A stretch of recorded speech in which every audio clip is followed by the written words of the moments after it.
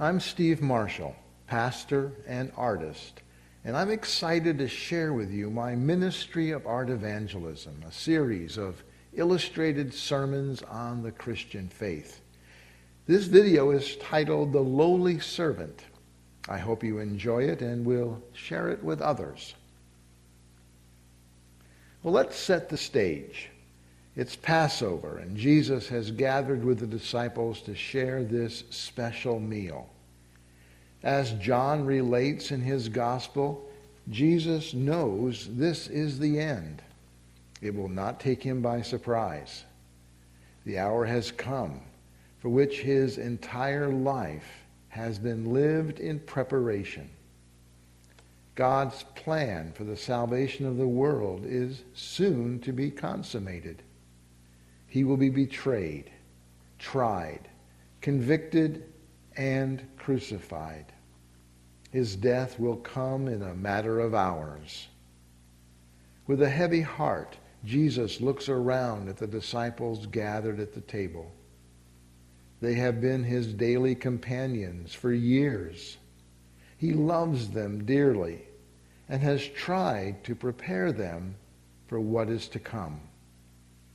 They had come from their varied occupations to learn at the Master's feet.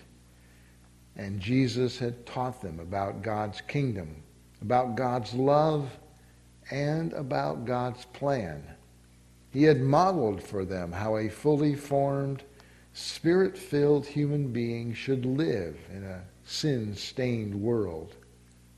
Jesus was ready to model for them one more important life lesson. A lesson about humility, service, and love. Not knowing what was in store, the disciples were probably excited as they gathered in the upper room.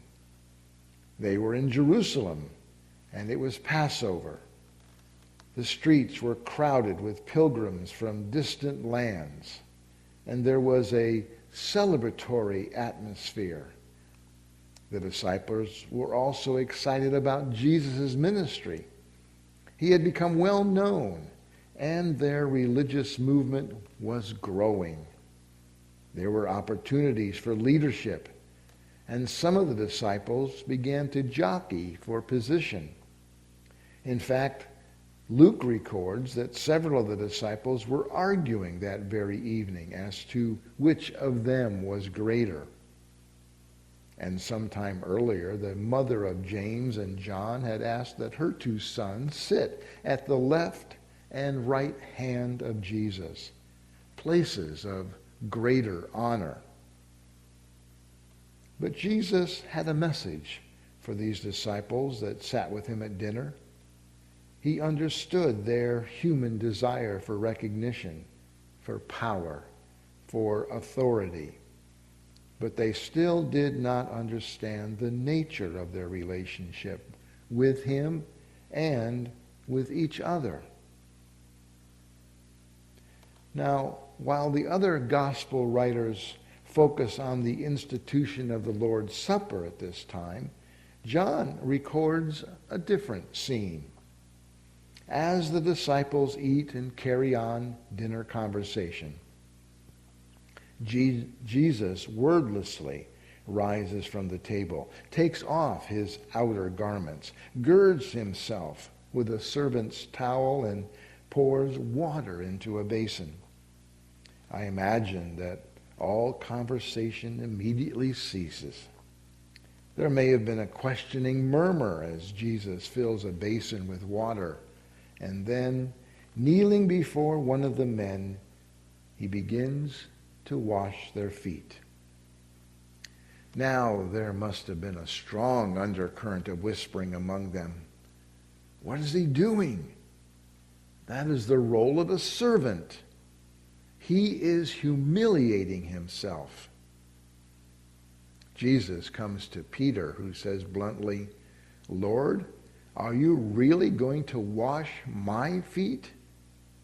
And Jesus answers, what I am doing you do not know now, but afterward you will understand. But Peter was not mollified. Instead, Peter said forcefully, "You shall never wash my feet."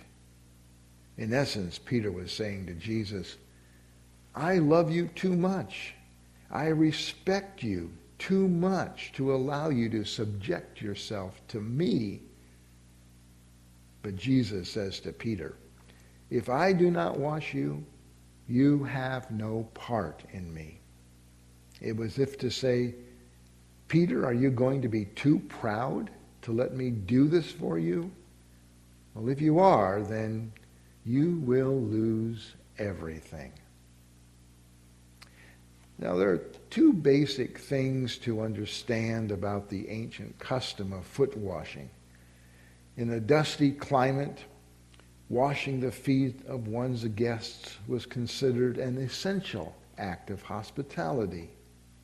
This foot washing was always performed by a servant, but never by a Jewish servant. It was considered so menial a task that only a Gentile servant was required to do it. For Jesus to take on this lowly task was a profound act of humility. For disciples who had been arguing over who was greater and who would take places of honor at the table, it was a devastating moral lesson.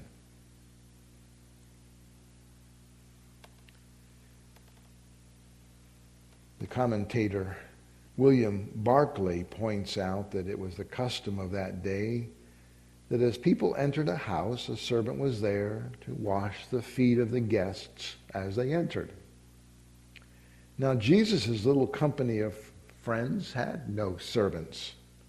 The duties which servants would carry out must have been shared among the disciples, Barclay points out. It may well be that on the night of this last meal together, they had gotten themselves into such a state of competitive pride that not one of them would accept the duty of seeing that their feet were washed as they entered. But Barclay goes on to say, Jesus was prepared to do what none of them was willing to do. When he had finished, he said to them, "You see what I have done. You call me your master and Lord, and you are right, for I am. And yet I am prepared to do this for you. Surely, if I do this for you, you ought to be prepared to do it for one another. I am giving you an example of how to behave toward each other." At the beginning of his ministry, Jesus had said, "The Son of Man came not to be served, but to serve." Jesus knew that all things had been given into his hands. He knew that he was bound for glory, that his kingdom was at hand. Now, this knowledge could have filled him with pride, and yet, with the knowledge of the power and glory that were his, he washed his disciples' feet. Love is like that. When someone we love is desperately ill, there is nothing we will not do, no task too menial.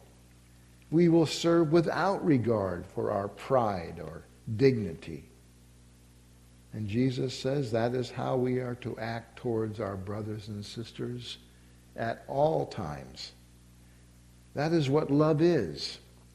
And that is what love does. Amen. I hope you enjoyed listening to this message and watching the artwork as it was created on the paper and on the easel. And if you liked it, I encourage you to click like and perhaps even subscribe for future art sermons. Thank you and have a great day.